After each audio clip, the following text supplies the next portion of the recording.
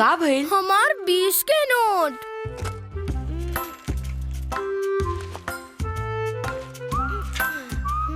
Thank you माई, साहिल हमार 20 रुपया बचा देला। अच्छा, बाकी री दाग निकालल इजी बा।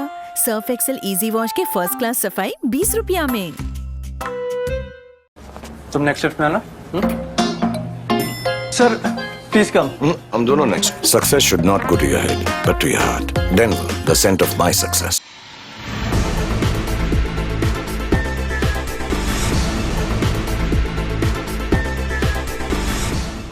नमस्कार, मैं वैष्णवी, आप देख रहे हैं प्लस न्यूज। आइए नजर डालते हैं आज की हेडलाइंस पर।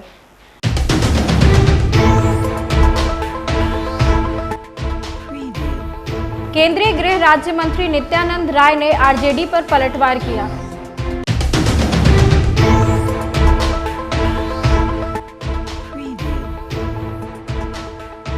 डिप्टी सीएम सम्राट चौधरी ने बिहार के विकास को लेकर अपना बयान दिया।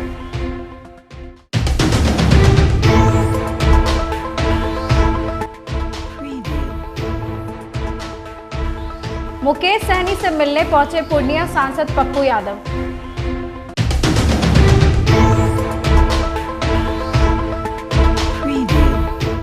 अब खबरें विस्तार से। केंद्रीय गृह राज्य मंत्री नित्यानंद राय ने मुकेश सहनी के पिता के हत्या को अत्यंत दुखद बताया है। वहीं उन्होंने राजद पर पलटवार भी किया। नित्यानंद राय ने कहा कि अपराध को जन्म देने वाले आरजेडी है। उनके 15 सालों के राज में बिहार के अंदर जंगल राज था, जहां सरकार के मंत्रियों के बंगले में अपराध की योजनाएं बनती थी और अपराधियों को वहां संरक्षण दिया जाता था। इस दुख की घड़ी में हम लोग वीआईपी के अध्यक्ष मुकेश सहनी जी के साथ हैं। पुलिस अपराधियों के तह तक चली गई है और कार्रवाई शुरू है।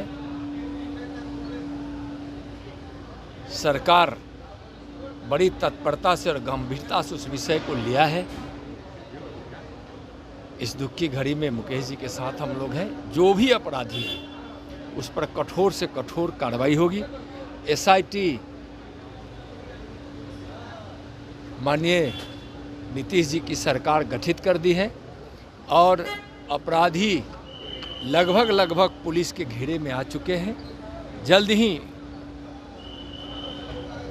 सहनी परिवार को, मुकेश जी के परिवार को, उस पीड़ित परिवार को न्याय मिलेगा। तेजस्वी कह रहे हैं सत्ता संरक्षित अपराध बिहार में हो रहा है, कानून का राज नहीं है, क्या कहेंगे? अपराध को जन्म देने वाली सरकार के जो आरजेडी का जो 15 वर्षों की सरकार थी, जो जंगल राज के नाम से जाना जाता था, जहां सरकार के मंत्रियों के बंगले में अपराध की योजना बनती थी और अपराधी वहां संरक्षण लेते थे। सरेआम अपराधियों के इस अपराध और भय के कारण बिहार का सबसे ज़्यादा पलायन उसी 15 वर्षों में हुआ जिस समय लालू जी की सरकार थी, राबड़ी जी की सरकार थी, आरजेडी की सरकार थी। पहले जो अपराध होते थे उसको लालू जी की सरकार में पुरस्कार मिलता था। आज एनडीए की सरकार में, नीतीश जी की सरकार में अगर कहीं अपराध हो जाता है तो अपराधी पकड़े भी जाते हैं, कोर्ट से भी उसको सज़ा मिले, इसके लिए तत्परता से नीतीश जी की सरकार लगती है, लड़ती है, अपराधियों को सज़ा दिलाती है। यानी कि आरजेडी की सरकार थी, लालू राबड़ी जी की सरकार, उस समय अपराधियों को संरक्षण मिलता था। आज अपराधियों को सज़ा मिलती है, पकड़े जाते हैं अगर कोई अपराधी अपराध करता है। नीति आयोग की रिपोर्ट आने के बाद डिप्टी सीएम सम्राट चौधरी ने अपना बयान दिया है। उन्होंने कहा कि बिहार के विकास के लिए लोग लगातार कोशिश कर रहे हैं। उन्होंने बिहार के विकास के लिए अधिक से अधिक राशि उपलब्ध कराने की मांग की है। बिहार के विकास के लिए हम लोग लगातार आग्रह कर रहे हैं। अरे नीचे करो भाई। बिहार के विकास के लिए हम लोगों को कौन है अधिक से अधिक राशि उपलब्ध कराई जाए, जिससे बिहार का मुकेश सहनी के पिता की हत्या के सवाल पर डिप्टी सीएम विजय कुमार सिन्हा ने अपना बयान दिया। उन्होंने कहा कि कानून पूरी तरह से अपना काम करेगा, सभी घटनाओं को लेकर कार्रवाई की जा रही है। छपरा में ट्रिपल मर्डर हुई है और अब देख रहे हैं कि मुकेश सहनी के पिताजी की भी हत्या हो गई। छपरा में डबल मर्डर और गोपालगंज में डबल मर्डर और गोपालगंज में गैंग रेप हुआ है सर। पूरी तरह से कानून अपना काम करेगा और कार्रवाई भी जबरदस्त ढंग से हो रही है, आगे भी होगी। जदयू के जनता दरबार में मंत्री श्रवण कुमार और जयंत राज शामिल हुए। उन्होंने मुकेश सहनी के पिता के हत्या को लेकर बयान देते हुए कहा कि उनके हत्यारे पकड़े जाएंगे।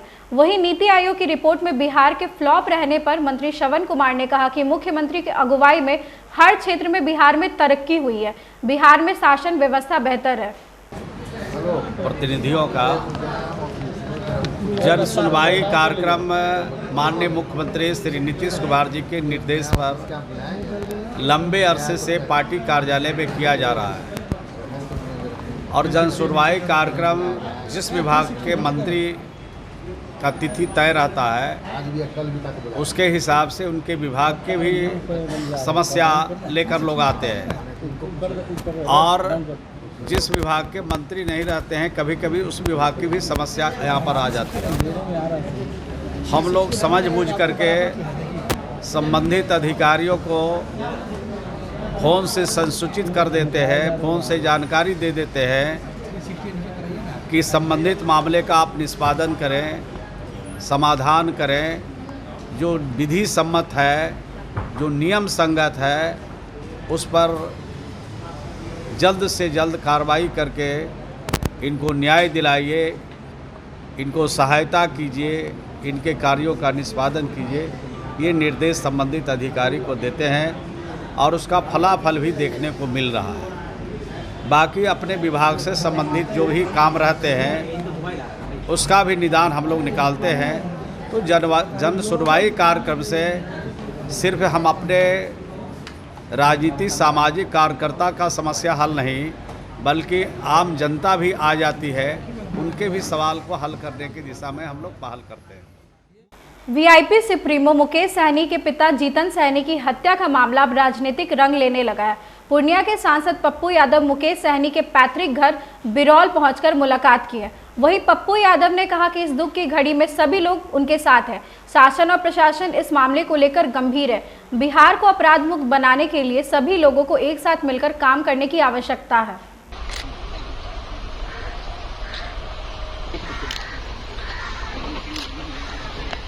शीर्षस्थ नेता गंभीर चिंता व्यक्त की। सभी लोगों की चिंता है जो मुकेश सहनी साहब के पिता की जो हत्या, एक ऐसे सरल और सज्जन व्यक्ति जिनका दूर दूर से कोई संबंध नहीं,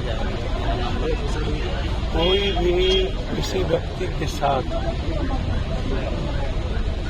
आज तक कोई विवाद ना हो और ना ही ऐसे व्यक्ति के द्वारा किसी को आहत पहुंचाया गया और तब इतनी बेरहमी के साथ घटना को अंजाम देना यह सभी परिवार के लिए सर, पुलिस ने दावा किया था 8 घंटे। हमारी माँ रोने लगी, लगातार रोती रही। सुबह में 9 बजे हमारी माँ, हमारे पिताजी 86 साल के, सबके घर की चिंता का विषय हो जाता है। और स्पीडी ट्रायल, फांसी की सजा, बिल्कुल स्पीडी ट्रायल, 3 महीने के अंदर स्पीडी ट्रायल करके इसका मुक्त होगा। सर, कल डीआईजी ने दावा किया था कि 8 घंटे के अंदर उद्भेदन कर लिया जाएगा, अभी तक कुछ नहीं। भैया लगातार मुकेश जी के साथ संपर्क में हैं लोग। हम लोग कल एडीजी से मिले, चीफ सेक्रेटरी से मिले। मुख्यमंत्री जी खुद अपनी संवेदना व्यक्त किए हैं और इस घटना को सीरियस लिए हैं। देश के हर नेता, चाहे बिहार के लालू यादव जी हों, एसपी जी हों, सभी लोग गहरी चिंता व्यक्त की। हम कल ही 8 बजे मुकेश बाबू से मेरी बातचीत हो गई थी और चूंकि हम दिल्ली से चल दिए इनसे बात करने के बाद, और रात ही आना था जलाने में, लेकिन विलम्ब होने के कारण सुबह 5 बजे पटना से चले। निश्चित रूप से शासन प्रशासन सब लोग गंभीर हैं, लेकिन यह गंभीरता पूरे प्रदेश की गहरी चिंता है। अपराधी खगड़िया सांसद राजेश वर्मा ने मुकेश सहनी के पिता के हत्या को लेकर अपना बयान दिया है। उन्होंने कहा कि घटना बेहद दुखद है। उन्होंने कहा कि पूरा विश्वास है कि आगामी 48 घंटे के अंदर इस केस का उद्भेदन कर दिया जाएगा। हम लोग को इसकी जानकारी हुई। मैंने मुकेश सहनी जी से बात भी इस पर की थी। ये बिल्कुल दुखद घटना है और मुझे पूरा विश्वास है कि आगामी 48 घंटे के अंदर इस पूरे केस का उद्भेदन भी हो जाएगा और तमाम चीज़ें स्पष्ट भी हो जाएगी। और ये इस तरह का अपराध किसी भी रूप में क्षम्य नहीं है और प्रशासन पूरी तरीके से इसको 48 घंटों के अंदर उद्भेदन करेगा। सरकार पूरी तत्परता से इसको ध्यान में देकर काम कर रहा है। तेजस्वी यादव कह रहे हैं कि सत्ता संरक्षित अपराध बिहार में हो रहा है, लॉ एंड ऑर्डर यहाँ कोलैप्स है पूरे तरीके से। देखिए, विपक्ष तो ये बात कहेगा, लेकिन मुझे लगता है कि विपक्ष इस बात कहने के पहले 2005 के पहले का और जितने जो कार्यकाल उनका भी बीच में रहा उसको भी एक बार ध्यान में रखें। आरोप प्रत्यारोप, देखिए जिस तरीके से अपराधी को आप कहाँ रोक पाने की स्थिति में है, अपराध किसके मन में क्या चल रहा है, क्या मनसा हो, कोई नहीं जान सकता। हाँ, अपराध होने के बाद उस पर कार्रवाई सुनिश्चित हो, ये इस सरकार में सुनिश्चित होने का काम होता है।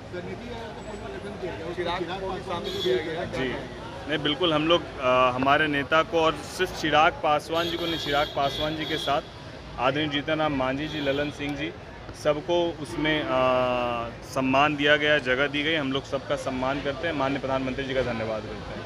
सारण में भी ट्रिपल मर्डर हुआ है, कहीं ना कहीं सिस्टम जिस तरीके से अपराध की घटनाएं आ रही हैं, न केवल सरकार बल्कि प्रशासन भी पूरी तरीके से सख्ती के साथ इसके रोकथाम के लिए और इस पर जो भी सख्त से सख्त कार्रवाई सुनिश्चित करनी है उसके लिए काम कर रहे हैं। अररिया के थाना जोगबनी क्षेत्र में हाजीगंज के वार्ड नंबर 19 में एक सरकारी स्कूल प्राथमिक विद्यालय का रास्ता ना होने के कारण स्कूली बच्चों को आने जाने में काफ़ी दिक्कत होती है। बरसात का पानी जल जमाव होने के कारण सभी स्कूली बच्चों को स्कूल आने जाने के क्रम में पानी भरे गड्ढे में गिर जाते हैं। इसी मामले को लेकर बच्चों और स्कूल के अध्यापिका से पूछताछ के दरमियान अतिक्रमण किए हुए एक परिवार के सदस्यों ने हमारे पत्रकार पर हमला किया, जिसको लेकर पत्रकार द्वारा सभी आरोपियों पर नामजद एफआईआर दर्ज करवाया गया है। जी, हम जो है राजधानी पटना के plus news TV channel Bihar Jharkhand के रिपोर्टर हैं और इसी मामला को लेकर जोगबनी गांव हाजीगंज वार्ड नंबर 19 में आया था रिपोर्टिंग करने। इसी दरमियान जो है हम पे कुछ लोग जो है जानलेवा हमला कर दिए और ग्रामीणों के वहाँ के स्थानीय लोगों की मदद से मुझे वहाँ से बचाया गया और उसके बाद जो है मैंने यहाँ शिकायत दर्ज की और यहाँ के एसपी साहब को आवेदन दिया। थाना में 3 दिन दौड़ने के बाद आज जाके केस रजिस्टर थाना में दिया है, जिसमें आज इन लोगों ने केस रजिस्टर आज किया है 3 दिन बीत जाने के बाद। तो सबसे बड़ी सवाल ये उठती है, हम लोग देश के चौथे स्तंभ हैं, संविधान भी कहता है कि 24 घंटे में एफआईआर हो जाना चाहिए, उसके बावजूद आज 3 दिन बीत गया, उसके बाद एफआईआर हुआ। दूसरी बात जो है कि एक पत्रकार होने के नाते मुझे 3 दिन लग गया, तो आम जनता का इस क्षेत्र में क्या होता होगा थाना जोगबनी में, जो कि अररिया जिले में पड़ता है।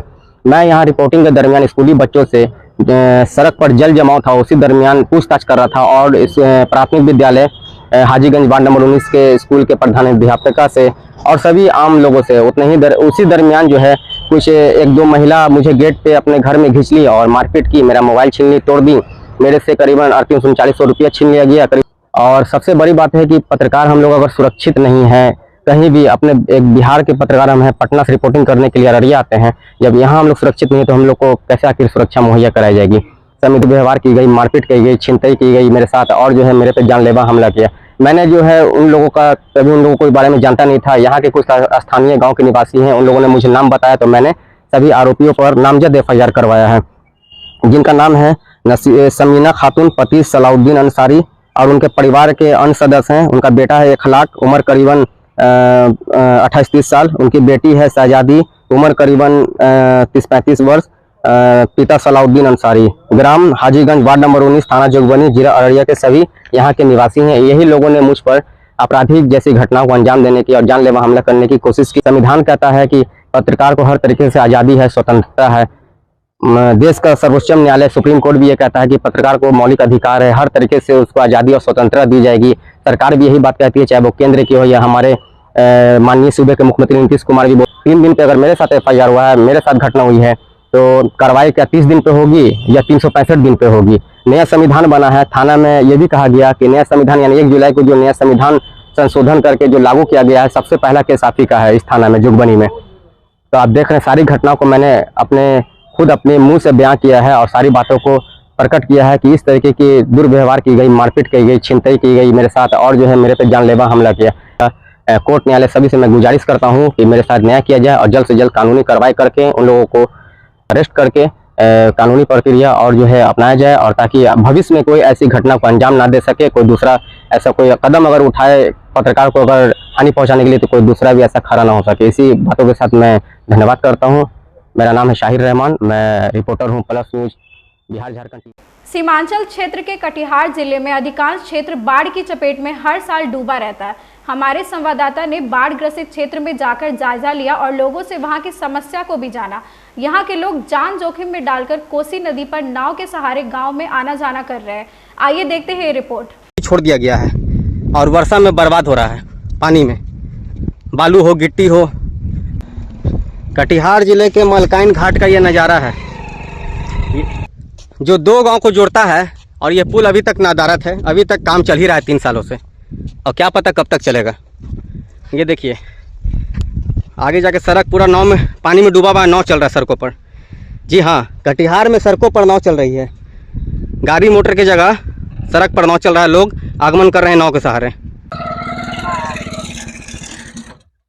नमस्कार, आप देख रहे हैं प्लस न्यूज बिहार झारखंड। जैसा कि आप देख सकते हैं इस वक्त जो हम लोग सीमांचल क्षेत्र के कटिहार जिला में आए हुए हैं।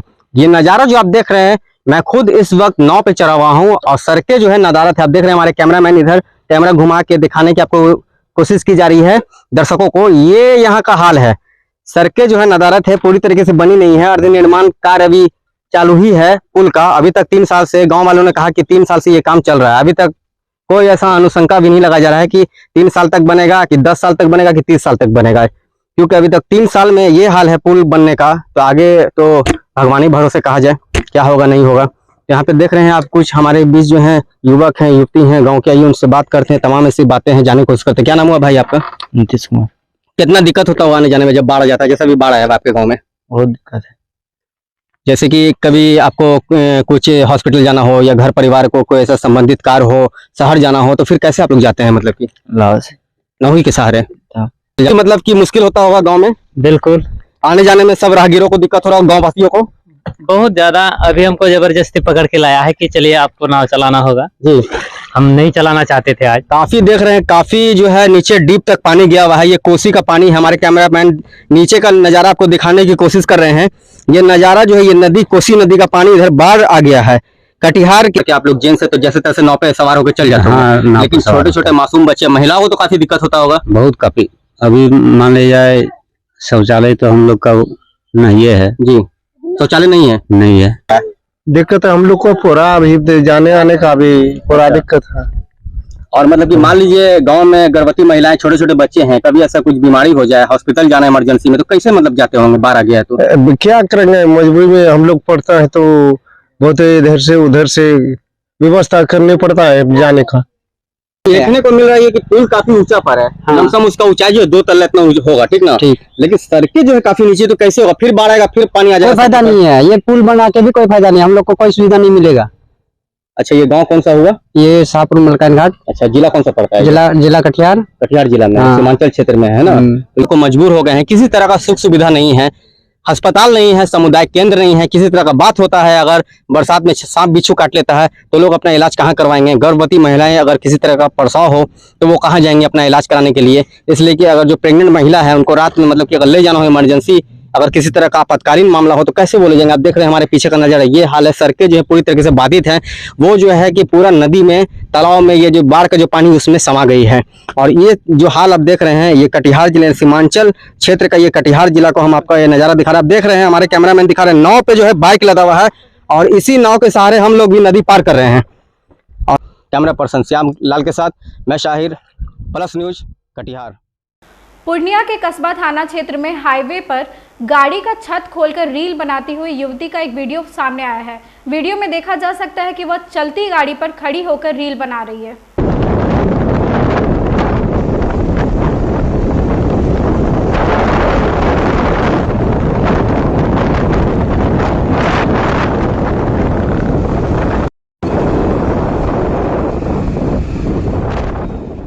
मुजफ्फरपुर जिले में बेखौफ चोरों का तांडव जारी है। एक साथ 7 दुकानों को निशाना बनाया गया।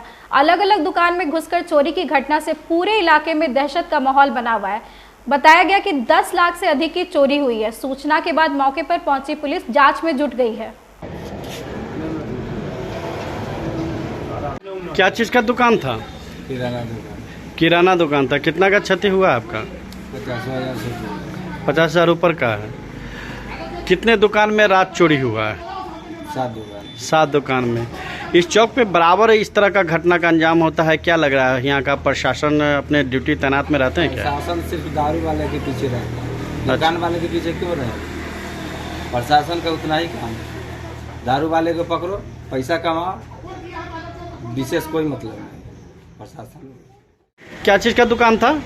ये इलेक्ट्रिक का दुकान था जो 2 महीना पहले ही ओपनिंग किए हैं, लेकिन इसमें तो सामान था लेकिन और है, लेकिन इसमें जो कीमती सामान था वो ले गया है। और हम जो थे गरीब आदमी लोन पे लेके दुकान किए हैं। किस बैंक से लोन लिए थे? बैंक से नहीं लोन लिए थे, समूह से लोन लिए थे। समूह से लोन लिए थे। अच्छा। वही जो है सो हो गया है, चोरी हो गया है। तो कहने का मतलब है इस पर क्या प्रशासन को फोन किए थे? प्रशासन को फोन किया गया था यहाँ से सुबह 5 बजे, लेकिन वो जो है सो आधा घंटा पहले यही 8 साढ़े 8 के करीब में आया है। यानी कि 2 घंटे के बाद आया है प्रशासन। जब हम लोग रोड जाम करने लगे हैं तब। क्या लग रहा है यहाँ की प्रशासन के बारे में क्या कहना चाहिए? फेल्योर है, उसके मिली भगत से ऐसा इल्जाम दिया जाए। अगली खबर अररिया से है, जहां फारबिसगंज थाना क्षेत्र में एक गरीब, लाचार और बेबस माँ बाप 17 साल के बेटे की तलाश में है। दरअसल माँ बाप का आरोप है कि उनके बेटे का अपहरण 5-6 महीने पहले कर लिया गया था। हालांकि पुलिस ने अभी तक इसमें कोई कार्रवाई नहीं की है। माँ बाप की आशंका है कि उनके बेटे के अपहरण कर हत्या कर दिया गया है। क्या नाम है आपका? अमीना खातून। अच्छा, क्या मामला है? क्या घटना आपके साथ घट गई है? बच्चा 11 बजे दिन में। बच्चे का क्या नाम है? दिलराज नाम है मेरा। कितना उम्र हो रहा होगा बच्चे का? 17 साल का बेटा है। अच्छा, बच्चा मतलब भुला गया है कि कोई उठा लिया, किडनैप कर लिया, अपहरण किया है? बच्चा उठा लिया है। कोई अपहरण कर लिया है? अपहरण कर लिया है। किस पे आरोप लगा रही हैं आप? कौन अपहरण किया है? किस पे? मझवा का लोग है, कुछ बच्चा भाग का लोग है, कुछ नरपतगंज का भी आदमी है। क्या क्या नाम है उन लोग का? उसको जहीर है, दिलशाद है, इरशाद है।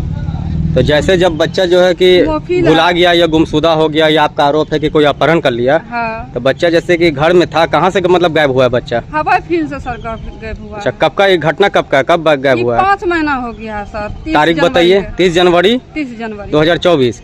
यानी कि 5-5.5 महीना हो गया है ना? हो गया। ठंडा का टाइम था। ठंडा का टाइम। तो आप कहाँ कहाँ आवेदन दिए? थाना उना में दिए हैं आवेदन? थाना में दिए आवेदन। कौन सा थाना में दिए हैं? फारबिसगंज थाना में। अच्छा, क्या हुआ? फारबिसगंज थाना से क्या बोला गया? फारबिसगंज थाना में बोलता है कि जाएंगे। कौन बोलता है? थाना प्रभारी? थाना प्रभारी बोलता है। अच्छा, क्या बोले थाना प्रभारी? बोलता है जाएंगे, देखेंगे, केस जांच में है। डीएसपी में आते हैं तो कहते हैं केस जांच में है। अच्छा, यही अनुमंडल पुलिस पदाधिकारी में फारबिसगंज भी आप लोग आते हैं? हाँ। तो यहाँ क्या बोला जाता है? यहाँ बोलता है केस अभी जाँच में है, केस क्यों नहीं हुआ है। 10 बार सर आए। अच्छा, कोई सुनवाई नहीं है? कोई सुनवाई नहीं है। आवेदन कहाँ कहाँ दिए हैं? FIR का कॉपी दिए हैं वहाँ। SP के पास दिए हैं, DIG के पास दिए हैं, पटना भेजे हैं, और यहाँ DSP साहब के पास दिए हैं। थाना कम से कम 500 बार गए हैं सर। बड़ा बाबू एक बार एक्शन लिए, छापामारी करवाए हैं आज से 5 दिन पहले। बड़ा बाबू सिर्फ एक्शन लिए हैं सर, बस। कोई नहीं, कोई पुलिस पदाधिकारी नहीं सुनने वाला है? एक्शन नहीं लिए हैं सर। अच्छा। SP साहब फोन किए थे एक बार DSP साहब को। एक बार इसको केस को देखिए आप लोग, ये बहुत परेशान है गरीब आदमी। इसी करके दौड़ करके आज तो हम लोग बच्चा कहूँ पुलिस से मांगते हैं, हम अपना बच्चा हमरा कहूँ से खोज करके ला करके दे वो लोग। यही मांगना चाहते हैं हम। जब हम कानून में गए तो कानून से हम फरियाएंगे। ठीक है, आरोप किसके किसके ऊपर लगा रहे हैं, कौन कौन किस पे शक है ये आपको? जहीर है, दिलशाद है, मोफिल है। कहाँ का रहने वाला है सब? ये सब कुछ है, नरपतगंज थाना पड़ता है सर। अच्छा, जिला अररिया में? जिला अररिया पड़ता है सर। अच्छा, ये लोग अब तक घर ही पर है कि फरार है आरोपी? सारा आदमी घर में ताला मार करके, कोई आदमी घर में न सोता है सर। अच्छा, सब फरार है? सब फरार हो गया, कल रात में घर में ताला मारा हुआ देखे। थाना में कभी पता किए हैं, वारंट वारंट इशू हुआ है, कुर्की जब्ती सबका? कुर्की तो सर बड़ा बाबू बोला कि छापामारी कीजिए। हाँ, आज से 5 दिन पहले छापामारी करवाया बड़ा बाबू। अच्छा, कुर्की जब्ती का वारंट निकला, पता किए हैं? कोई वारंट फारंट सर अभी नहीं निकला। हम लोग 2 बोलता है 2 नहीं हुआ, अभी केस कैसे पकड़ेंगे उसको? अच्छा, सुपरविजन यानी अनुसंधान अभी चल ही रहा है? हाँ, अभी चलिए रहा, जांचे में सर केस है, बोलता जांच में है। अच्छा, तो सरकार और पुलिस व्यवस्था, पुलिस प्रशासन से क्या आपको मतलब कि प्रार्थना, क्या गुजारिश करना चाहती हैं, बताइए? हमको बच्चा चाहिए। अच्छा, हमको बच्चा मिल जाएगा, हम केस उठा लेंगे, कहीं से भी केस नहीं लड़ेंगे। आज की खबरों में बस इतना ही। आगे की खबरों के लिए देखते रहे प्लस न्यूज। मुझे दीजिए इजाजत, नमस्कार।